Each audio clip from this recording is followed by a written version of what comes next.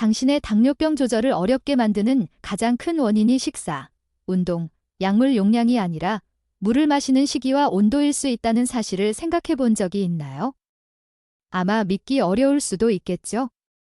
그동안 당신은 다양한 방법을 시도했을 것입니다.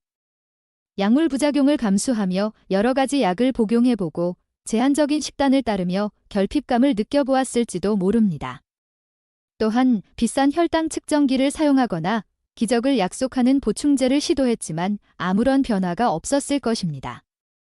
그리고 지금 제가 말씀드리는 것은 간단한 H2O, 바로 물이 그 해답일 수 있다는 것입니다. 하지만 조금만 더 기다려주세요.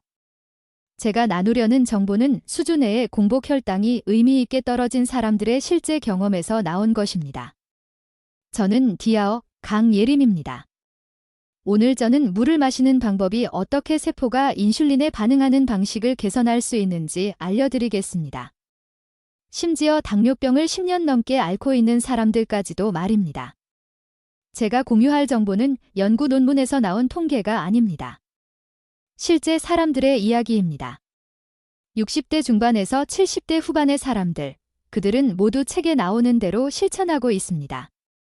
하루 4번 혈당을 체크하고 당 지수도 외우고 탄수화물도 정확하게 측정하고 저녁 식사 후에는 걷고 매일 정확한 시간에 메트포르민을 복용하고 그럼에도 불구하고 아침 혈당 수치는 여전히 들쑥날쑥합니다. 저는 그들의 피로를 압니다. 단순히 육체적인 피로가 아닙니다. 그들은 깊은 피로를 겪고 있습니다. 승리를 위한 규칙이 계속해서 변하고 전쟁이 끝날 기미가 보이지 않는 상황에서의 피로입니다.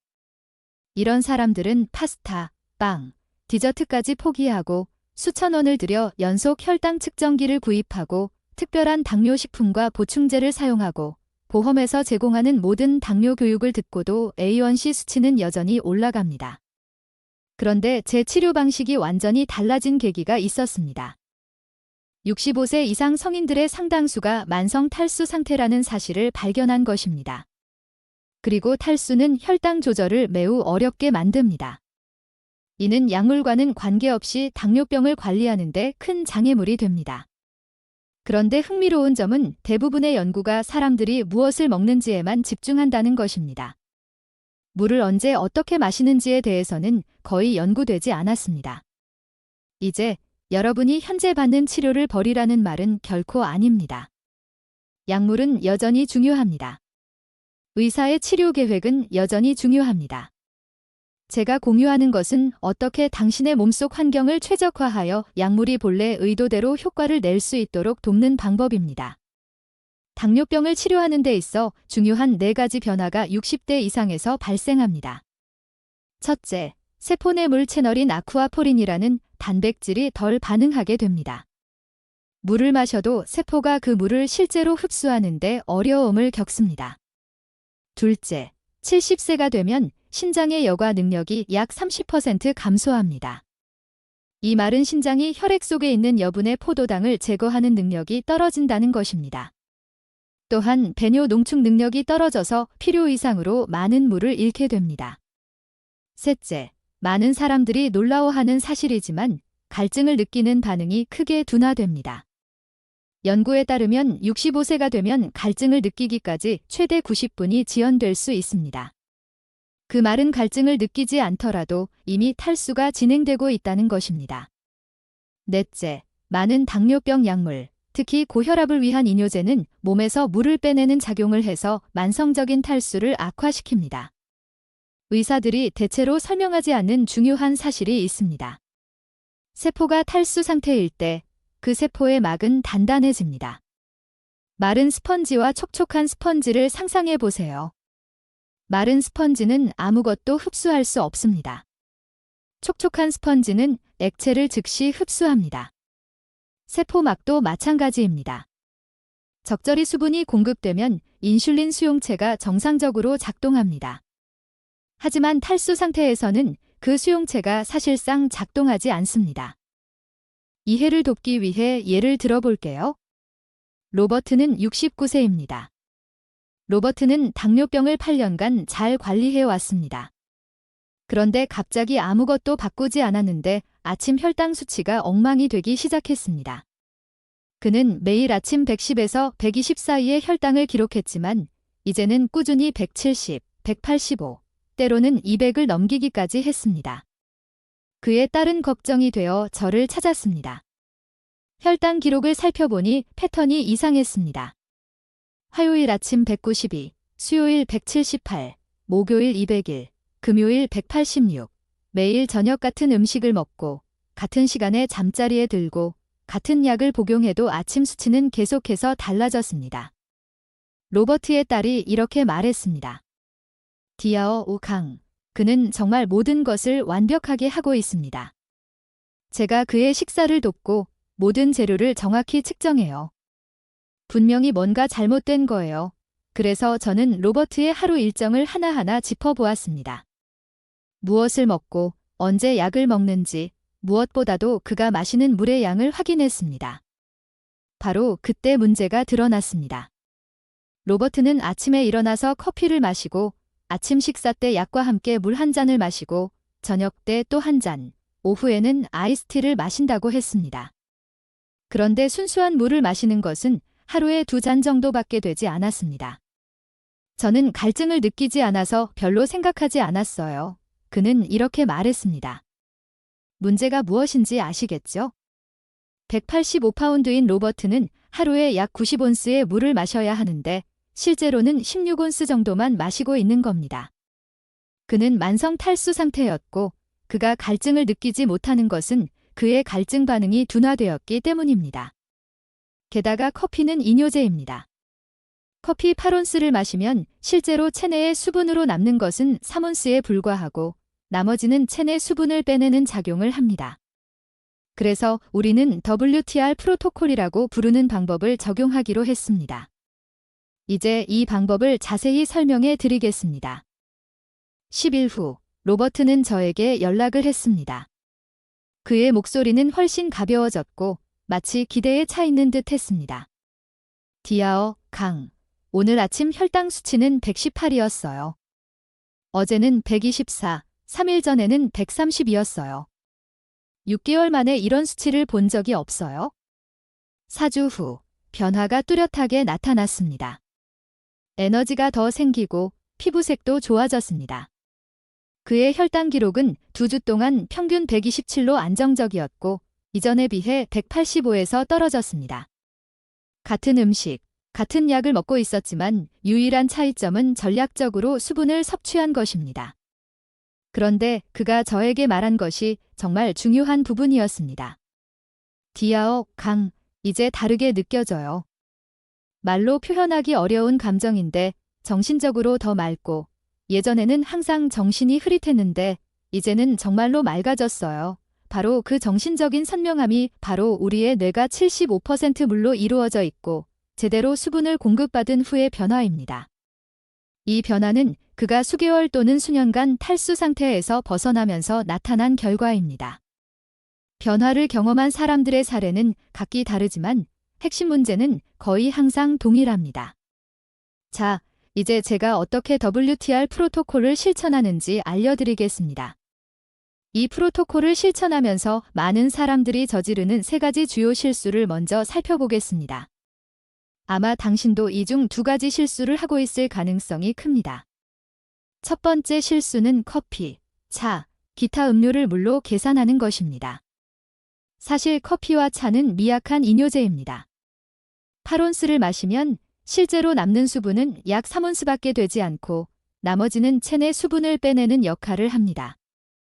과일 주스나 다이어트 음료 역시 혈당을 급격히 상승시켜서 신장이 포도당과 물을 함께 배출하게 만듭니다. 이 인공 감미료가 포함된 다이어트 음료는 오히려 인슐린 저항성을 악화시킵니다. 물 이외의 음료는 수분을 보충하는데 제한적일 뿐입니다. 두 번째 실수는 아침에 일어나서 냉장고에서 바로 차가운 물을 마시는 것입니다. 차가운 물은 신체에 자극을 주고 혈관을 수축시킵니다. 수축된 혈관은 혈당이 세포로 제대로 전달되지 않도록 방해합니다. 또한 차가운 물은 위장에 스트레스를 주어 코르티솔을 방출하게 합니다. 코르티솔은 간에서 저장된 포도당을 혈중으로 방출하게 만듭니다. 그래서 아침에 차가운 물을 마시면 혈당이 급격하게 상승할 수 있습니다. 방금 말한 모든 문제를 해결하려면 실온의 물 혹은 따뜻한 물을 마시는 것이 좋습니다. 실온의 물은 혈관을 이완시켜 순환을 최적화하고 코르티솔 반응을 최소화하여 아침 혈당을 안정시킵니다. 세 번째 실수는 갈증을 느낄 때만 대량으로 마시는 것입니다. 65세 이상의 사람들은 갈증 반응이 현저하게 둔화되기 때문에 갈증을 느끼는 시점에서는 이미 상당히 탈수 상태일 수 있습니다. 그럼에도 불구하고 많은 사람들은 갈증을 느낄 때 한 번에 16온스 또는 20온스를 마시려고 합니다.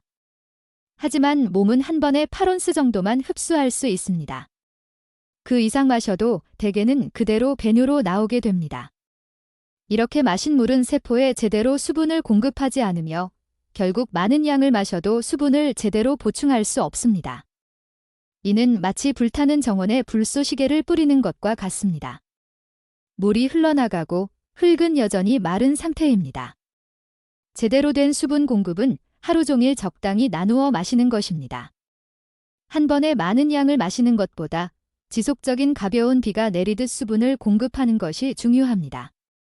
이제 제가 실제로 제 환자들에게 적용하는 WTR 프로토콜에 대해 설명하겠습니다. W는 물을 의미합니다.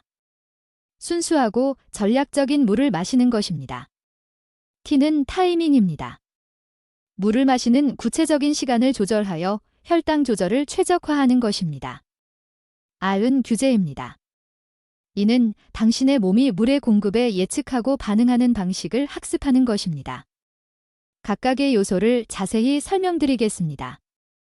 먼저, 물의 질은 많은 사람들이 생각하는 것보다 더 중요합니다. 수돗물도 좋지만 가능하다면 필터링된 물을 추천합니다. 그 이유는 큰 독소 때문이 아니라 미네랄 때문입니다. 여러분의 세포는 단순히 H2O만 필요하지 않습니다. 세포는 전기적 기울기를 만들어 포도당이 세포로 들어갈 수 있게 해주는 전해질이 필요합니다. 미네랄은 세포 문을 여는 열쇠와 같습니다. 물에 미네랄이 없으면 마치 잠긴 문을 열 열쇠 없이 손톱으로 긁는 것과 같습니다. 특히 마그네슘은 인슐린 기능에 매우 중요합니다. 60세 이상의 사람들의 70%가 마그네슘 결핍을 겪고 있습니다. 칼륨은 혈당 수준을 조절하는 데 도움이 되며 적절한 양의 나트륨은 세포의 수분 공급에 필수적입니다. 제 추천은 간단합니다. 32온스의 물에 미네랄 용액을 5방울 추가하는 것입니다. 간단하고 저렴하면서도 극적인 효과를 볼 수 있습니다. 첫 번째 시간대는 바로 아침입니다. 일어나자마자 아무것도 하기 전에 발이 바닥에 닿자마자 커피를 마시기 전, 화장실 가기 전, 핸드폰을 확인하기 전 12온스의 실온물을 미네랄과 함께 마셔야 합니다. 왜냐하면 밤 7에서 8시간 동안 물을 마시지 않은 상태에서 일어나면 혈액이 두꺼워져 있기 때문입니다. 아침 첫 번째 물을 마시면 혈액이 제수화되어 더 잘 흐르고 인슐린이 더 효율적으로 작용할 수 있습니다. 또한 아침 첫 물을 마시는 것은 신경계의 대사를 자극하여 체내 수분 공급을 정상적으로 시작하게 합니다. 이 간단한 행동만으로도 아침 혈당이 평균 30에서 35점 낮아질 수 있습니다. 12온스의 물이 35점을 낮춘다고 상상해 보세요. 두 번째 시간대는 식사 30분 전입니다. 식사 전에 정확히 8온스를 마셔야 합니다. 이 시간대가 중요한 이유는 물이 위에서 소화 효소를 활성화시키고 위산을 적절한 농도로 희석시켜서 음식을 잘 분해할 수 있도록 돕기 때문입니다. 가장 중요한 점은 물을 마시면 위가 천천히 비워지게 되고 이로 인해 당분이 서서히 흡수됩니다. 급격한 혈당 상승을 막고 인슐린이 흡수되는 포도당을 잘 처리할 수 있도록 도와줍니다. 연구에 따르면 식사 전에 물을 마시는 것만으로도 식후 혈당 상승을 최대 35%까지 줄일 수 있습니다. 이는 어떤 약물과 비슷한 효과를 볼 수 있는 간단한 방법입니다. 세 번째 시간대는 오전 10시 30분와 오후 3시 30분입니다. 식사를 하지 않지만 혈당이 불규칙적으로 변하는 시간이죠. 이때 6에서 8온스를 마시면 혈당 수치가 일정하게 유지됩니다. 여러분의 혈액은 정상적인 대사 활동을 통해 수분을 잃게 되고 이로 인해 혈액이 더 농축되어 혈당 수치가 상승할 수 있습니다. 그래서 이 시간대에 소량의 물을 마시면 혈액의 농도가 일정하게 유지되며 혈당 수치도 안정적입니다. 마지막 네 번째 시간대는 저녁 식사 후 2시간입니다.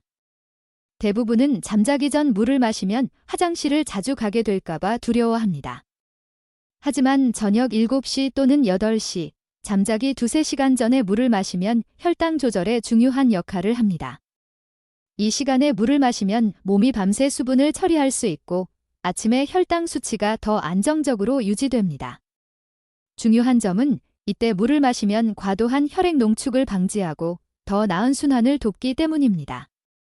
이제 이 프로토콜을 실행했을 때 어떤 변화가 일어날지 현실적인 기대를 말씀드리겠습니다. 첫 번째 주에는 화장실을 자주 가게 될 것입니다. 이는 여러분이 체내에서 오래된 대사 폐기물을 배출하는 과정입니다. 혈당 수치는 약간 개선될 수 있지만 큰 변화는 아닙니다. 두 번째 주에는 화장실을 자주 가는 빈도가 줄어들고 혈당 수치는 더 일관되게 나타나기 시작합니다. 세 번째 주에는 아침 공복 혈당이 15에서 25점 정도 낮아지고 식후 혈당의 변동이 줄어듭니다. 이때부터 많은 사람들이 눈에 띄는 변화를 경험하기 시작합니다. 네 번째 주부터는 A1C가 개선되며 수많은 환자들이 약물 용량을 줄일 수 있었습니다. 리는 73세로 16년간 2형 당뇨병을 관리해왔습니다. 처음 그녀가 찾아왔을 때 눈에 띄는 변화가 있었습니다. 그녀는 디아어, 강, 저는 인슐린을 시작해야 한다는 말을 들었습니다. 제 A1C는 6개월 전 7.8에서 8.9로 올라갔고 이미 3가지 경구 약물을 복용 중입니다. 솔직히 말해 실패한 것 같아요. 라고 말했습니다. 리의 하루 물 섭취량은 약 20온스였고 소변은 어두운 호박색을 띠고 있었습니다. 피부는 만성 탈수의 증상을 보였고 피로가 심했습니다. 제가 WTR 프로토콜을 설명했을 때 그녀는 의심스럽게 생각했습니다. 물. 정말요? 그게 무슨 의미가 있을까요? 하지만 그녀는 인슐린 주사를 피하고 싶어서 이 방법을 시도해보기로 했습니다. 첫 번째 주는 힘들었고 화장실을 자주 갔습니다. 하지만 두 번째 주가 지나면서 변화가 시작되었습니다. 디아어 5강. 이제 밤에 한 번도 깨지 않고 잠을 잤어요. 아침 혈당은 148이었어요. 세 번째 주의 리엔디에이는 지번 주의 아침 혈당 평균이 139였고 식후 혈당도 거의 165를 넘지 않아요. 예전엔 식후 220, 230을 찍었어요. 라고 말했습니다. 3개월 후 A1C는 8.9에서 7.7로 떨어졌습니다. 이제 주의사항에 대해 분명히 말씀드리겠습니다. 이 프로토콜은 당뇨병의 치료법이 아닙니다. 약물을 대체하지 않으며 약물을 중단하지 마세요. 이 방법은 약물이 제대로 작용하도록 세포 환경을 최적화하는 것입니다. 신부전이나 신장 질환이 있는 경우 수분 섭취를 늘리기 전에 의사와 상의하세요.